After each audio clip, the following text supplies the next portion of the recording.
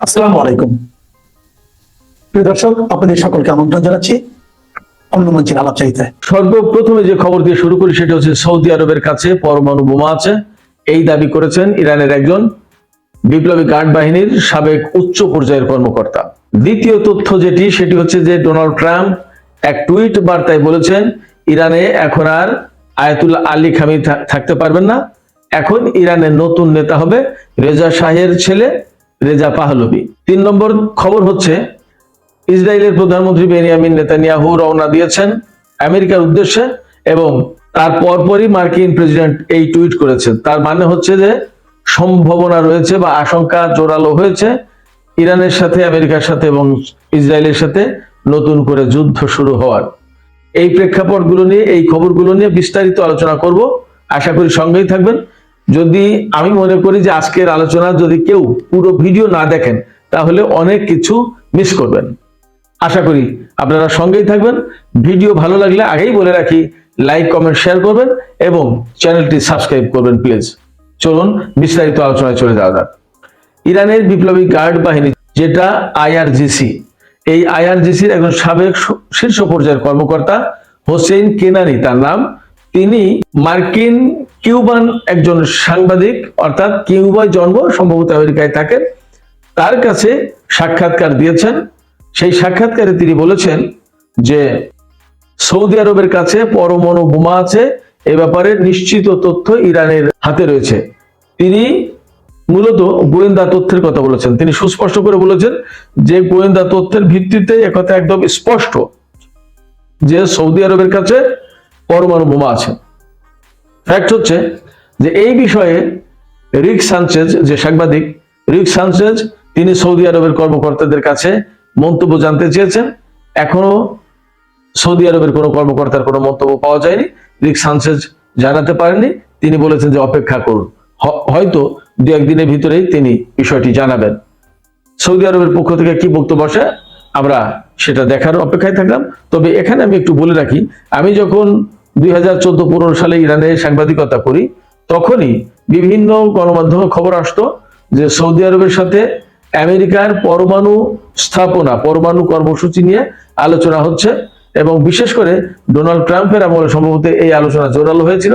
But সেই আলোচনা ফলপ্রসূ হয়েছিল কিনা এবং সেই আলোচনার প্রেক্ষাপটে আমেরিকার সাথে সৌদি আরবের কোনো চুক্তি হয়েছিল কিনা, পরমাণু কর্মসূচি আছে কিনা, এই তথ্যগুলো পরিষ্কার নয় কারো কাছে। এপাশে মার্কিন প্রেসিডেন্ট ডোনাল্ড ট্রাম্প যে বক্তব্য দিয়েছেন টুইটারে, সেটি হচ্ছে যে এখন থেকে ইরানে আর আয়াতুল্লাহ আলী খামেনি থাকতে পারবেন না, তার জায়গায় নতুন নেতা এবং নতুন রাজা হবেন রেজা শাহের ছেলে রেজা পাহলভি। আপনারা সবাই জানেন হয়তো যে সম্প্রতি যে নাশকতা, বিক্ষোভ, সহিংসতা হলো ইরানে, সেই জায়গায় ডোনাল্ড ট্রাম্প পরিষ্কার করে বলেছিলেন রেজা পাহলভি হবেন নতুন রাজা ইরানের এবং তিনি ক্ষমতা আসেন ইরানের জনগণকে উদ্ধার করতে। এর আগেও যখন ইসরায়েল এবং ইরানের ভেতরে যুদ্ধ হচ্ছে তখন কিন্তু গণমাধ্যমে খবর এসেছিল যে এই রেজা পাহলভি আমেরিকা থেকে ইসরায়েলে গিয়ে অপেক্ষা করছেন, ইসরায়েল থেকে ইরানের পতন ঘটে গেলে, ইরানের সরকারের পতন ঘটে গেলে সেখান থেকে ইরানে চলে আসবেন তিনি, এইরকম কথা খবর বের হয়েছিল। তো এই যে রেজা পাহলভি, তাকে ইরানের জনগণ কতটুকু ভালোবাসবে, কতটুকু গ্রহণ করবে সেটা আমরা হয়তো কম বেশি বুঝতে পারছি। এবং এই টুইট বার্তা যখন দেওয়া হচ্ছে তখন ইরানে 47তম বিপ্লব বার্ষিকী উদযাপিত হচ্ছে এবং এই বিপ্লব বার্ষিকী উপলক্ষে ইরানের শত শত শহরে লাখ লাখ মানুষ মিছিল বের করেছে বিপ্লবের পক্ষে, সরকারের পক্ষে। ঠিক তখনই ডোনাল্ড ট্রাম্প টুইট করছেন যে ইরানে আর আলী খামেনির জায়গা নেই, সেখানে তিনি থাকতে পারবেন না, তার জায়গায় নতুন নেতা হবেন রেজা পাহলভি। এখানে ডোনাল্ড ট্রাম্পের এই টুইট বার্তা কিন্তু খুব সরল ভাবে দেখার কোনো সুযোগ নেই, এটা কোনো সাধারণ কোনো কথা না। এর আগ মুহূর্তে নেতানিয়াহু আমেরিকার উদ্দেশ্যে রওনা হয়েছেন। আমেরিকার উদ্দেশ্যে রওনা যখন হয়েছেন তিনি সাংবাদিকদের বলেছেন যে মার্কিন প্রেসিডেন্ট ডোনাল্ড ট্রাম্পের কাছে তিনি ইসরায়েলের দৃষ্টিভঙ্গি এবং ইসরায়েলের নীতিমালা তুলে ধরবেন। কোন বিষয়ে?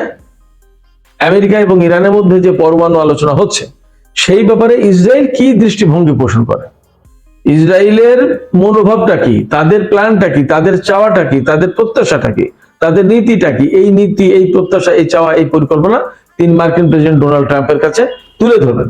এবং তিনি বলেছেন খুব হাস্যকর কথা যে এই নীতি শুধুমাত্র ইসরায়েলের নীতি হওয়া উচিত না, বরং সারা বিশ্বের সব দেশের নীতি হওয়া উচিত যারা শান্তি এবং নিরাপত্তা প্রত্যাশা করে, যারা নিরাপত্তা এবং শান্তি চায় তাদের এই নীতি হওয়া উচিত। চিন্তা করেন, ইসরায়েল হচ্ছে বিশ্বের শান্তিকামী মানুষ এবং তার এই নীতি সমস্ত দেশে ফলো করা উচিত বলে দাবি করছেন নেতানিয়াহু। তো ফিলিস্তিনে যে সম্প্রতি 70,000-এর বেশি মানুষ মারা গেছে, বিদায় দিয়েছে নারী, শিশু, আবাল, বৃদ্ধ, বনিতা, সুস্থ, অসুস্থ, সব ধরনের মানুষ, এরপরেও তারা শান্তিকামী, এরপরেও তারা নিরাপত্তার কথা বলে মানুষের। শান্তির সংজ্ঞা কি পাল্টে গেল? হয়তোবা, অথবা না। দেখি আমাদের আন্তর্জাতিক বিশ্লেষকরা এই সংবাদকে কিভাবে বিশ্লেষণ করে, আমরা সেটাও দেখব। পরমাণু আলোচনার ব্যাপারে ইরানের দৃষ্টিভঙ্গি হচ্ছে শুধুমাত্র পরমাণু কর্মসূচি তারা পরিচালনা করবে, এইটা নিয়ে আলোচনা করা যাবে। কোন মাত্রায় ইউরেনিয়াম এনরিচ করা যাবে সেটা নিয়ে আলোচনা করবে ইরান আমেরিকার সাথে। কিন্তু ডোনাল্ড ট্রাম্পের প্রথম দাবি ছিল, এবং মার্কিন পররাষ্ট্রমন্ত্রী মার্কো রুবিও তিনি খুব স্ট্রং পজিশন নিয়েছেন। তিনি বলেছেন যে ইরান কোনো মতেই ইউরেনিয়াম এনরিচ করতে পারবে না, এবং এই দাবি হচ্ছে নেতানিয়াহুর, ইসরায়েলের প্রধানমন্ত্রী, অর্থাৎ নেতানিয়াহুর সাথে মার্কিন পররাষ্ট্রমন্ত্রীর একেবারে মিলে যাচ্ছে।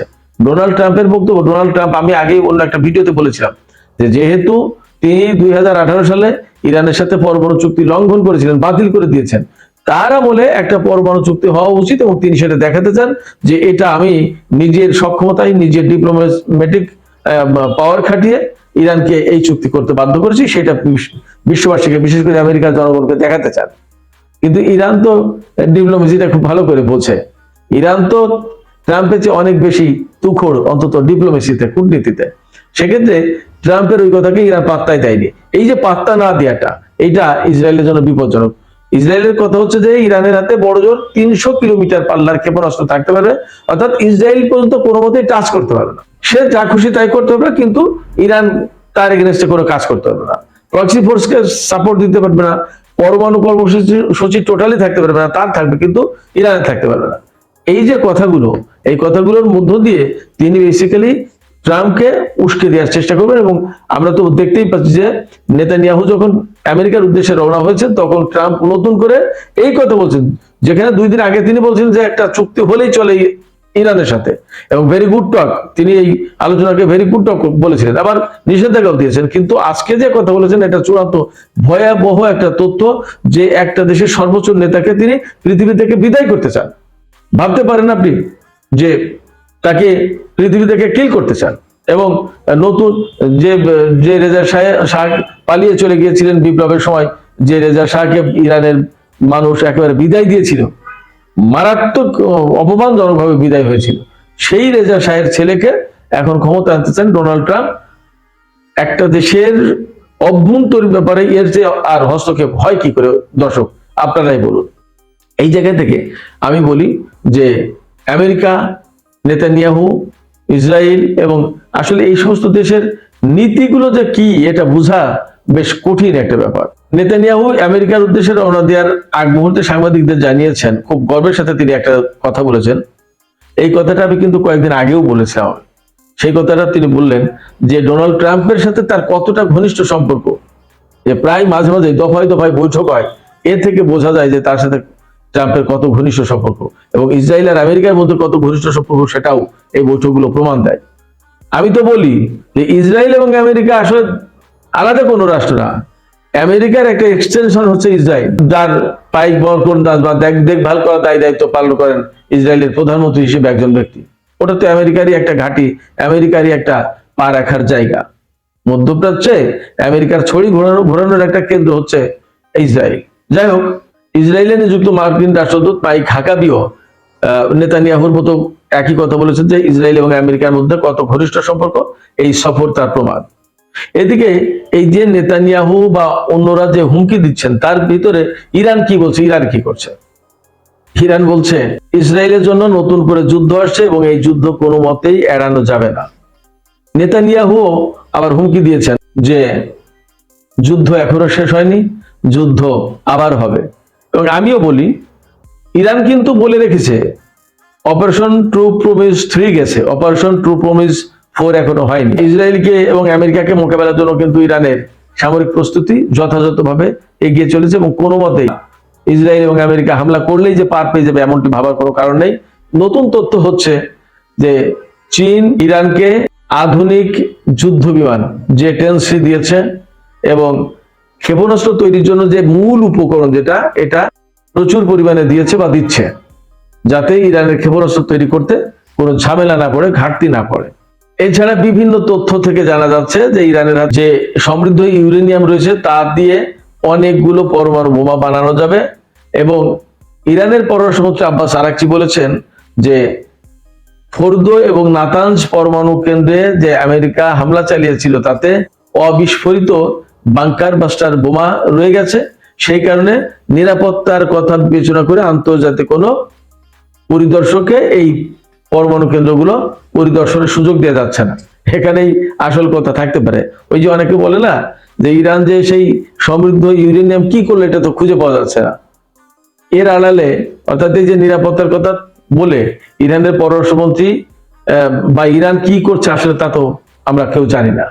তো যাই হোক, আমরা একথাও জানছি যে ইরানের সেনাপ্রধান, তারপরে ইরানের আরো অন্যান্য সামরিক কর্মকর্তা, তারা সবাই কি বলছেন, তারা সবাই বলছেন যে আমেরিকা বা ইসরায়েল যদি সামান্যতম ভুল করে তাহলে তারা সেই ভুলের খেসারত দিয়ে কুল পাবে না, তারা অনুতপ্ত হতে বাধ্য হবে। সর্বশেষ একটা বিষয় নিয়ে কথা বলে আমি শেষ করি, সেটা হচ্ছে যে আজকেই দেখলাম তথ্যটা, ইরানের হাতে এত পরিমাণে ক্ষেপণাস্ত্র রয়েছে এবং অ্যাট এ টাইম একসাথে এত পরিমাণে ড্রোন এবং ক্ষেপণাস্ত্র ছুড়তে পারে, যা মোকাবেলা করা ইসরায়েল এবং আমেরিকা দুইজন সম্মিলিতভাবে যদি মোকাবেলা করে তাহলেও তাদের ইন্টারসেপ্টর দিয়ে তা কুলাতে পারবে না।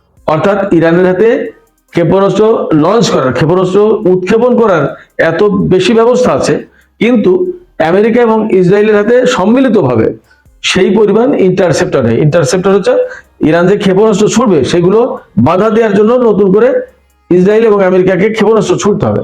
সেই ক্ষেপণাস্ত্র এত পরিমাণে ছোড়ার মতো লঞ্চ প্যাড বা পেট্রিয়ট, ডেভিড স্লিং, আয়রন ডোম, থার্ড এগুলো নেই, এত বেশি নেই।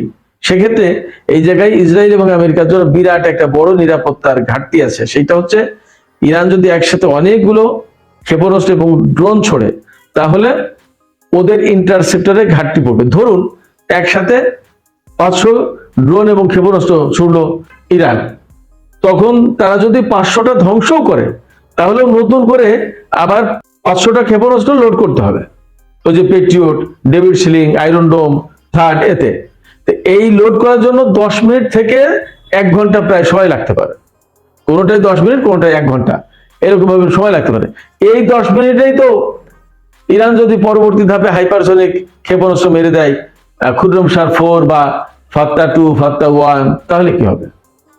তাহলে কিন্তু ওই ক্ষেপণাস্ত্র ঠেকানোর মতো ব্যবস্থা ইসরায়েল আমেরিকার হাতে থাকছে না। এই যে একটা সিকিউরিটি গ্যাপ সৃষ্টি হবে, এটা তাদের উদ্বেগের জন্য বিরাট একটা কারণ। এর ভেতরে আরেকটা গুরুত্বপূর্ণ তথ্য হচ্ছে আমেরিকা জর্ডানে যে থার্ড মোতায়েন করেছে, থার্ড হচ্ছে আমেরিকার সবচেয়ে লেটেস্ট প্রযুক্তির ক্ষেপণাস্ত্র প্রতিরক্ষা ব্যবস্থা, বাট এই ব্যবস্থাও হাইপারসনিক ক্ষেপণাস্ত্র প্রতিরোধ করতে পারে না। তো এই থার্ড জর্ডানে মোতায়েন করেছে। মজার ব্যাপার হচ্ছে যে চীনের স্যাটেলাইট থেকে এইটা শনাক্ত করে এই তথ্য প্রকাশ করে দিয়েছে যে জর্ডানের কোথায় আমেরিকা থার্ড মোতায়েন করেছে। এখন এই চীন এই কথা প্রকাশ করে দিলে এর গুরুত্ব কি ঘটবে এই তথ্য ইরানের হাতে গেলে ইরান সেখানে ক্ষেপণাস্ত্র মেরে ওই থার্ড ব্যবস্থা ধ্বংস করে দিতে পারবে। এটা হচ্ছে সবচেয়ে বড় উদ্বেগের ব্যাপার আমেরিকা ইসরায়েলের জন্য। এদিকে জর্ডানের পররাষ্ট্রমন্ত্রী আইমান সাফাদি তিনি বলেছেন, ইরানের পররাষ্ট্রমন্ত্রীর সাথে আলাপের সময় বলেছেন যে তারা আমেরিকার লঞ্চ প্যাড হিসেবে বা ব্যাটেল ফিল্ড হিসেবে কাজ করতে চায় না, তাদের দেশকে ব্যাটেল ফিল্ড, যুদ্ধক্ষেত্র হিসেবে ব্যবহার করতে দেবে না। জানি না জর্ডান এই অবস্থানে থাকতে পারবে কিনা, তবে আমরা শান্তির প্রত্যাশী, আশা করি যে সবাই শান্তির দিকে থাকবে। কিন্তু আমেরিকা ইসরায়েল যদি আগে হামলা চালায়, ইরান আগে হামলা চালাবে না, আমরা মোটামুটি এটা বুঝতে পারছি। ইসরায়েল এবং আমেরিকা যদি আগে হামলা চালায় তাহলে তার জবাব হবে বেশ কঠিন। ইরানের সমস্ত কর্মকর্তার পক্ষ থেকে যে বক্তব্য আসছে তার থেকে পরিষ্কার। তো সুপ্রিয় দর্শক, আপনাদের কি মনে হয়? নেতানিয়াহু আমেরিকা সফরে গেলেন, আগামীকাল সকাল 11টা অর্থাৎ local time, American local time সকাল 11টায় ডোনাল্ড ট্রাম্পের সাথে নেতানিয়াহুর বৈঠক হবে। বৈঠকের পর কোনো সংবাদ সম্মেলন করবেন, তাহলে গুরুত্বপূর্ণ কোনো ঘটনা বা সিদ্ধান্ত হয়তো হবে। আপনাদের কি মনে হয় যে নেতানিয়াহুর এই সফরের মধ্য দিয়ে ইরানের বিরুদ্ধে যুদ্ধের কোনো সিদ্ধান্ত হতে পারে? অথবা আপনাদের কি মনে হয় যে ডোনাল্ড ট্রাম্প যে টুইট করলেন তাতে এই আশঙ্কা কি যৌক্তিক যে ইরানের সর্বোচ্চ নেতা আর ক্ষমতায় থাকবেন না, তাকে সরিয়ে দেওয়া হবে এবং সেখানে রেজা পাহলভি বসবে? কি মনে হয় আপনাদের? কমেন্টে জানাতে পারেন। আমি আবারও বলবো, ভিডিও ভালো লাগলে লাইক কমেন্ট শেয়ার করবেন আর চ্যানেলটি সাবস্ক্রাইব করে সঙ্গেই থাকবেন। আপনাদের সবাইকে ধন্যবাদ। আল্লাহ হাফেজ।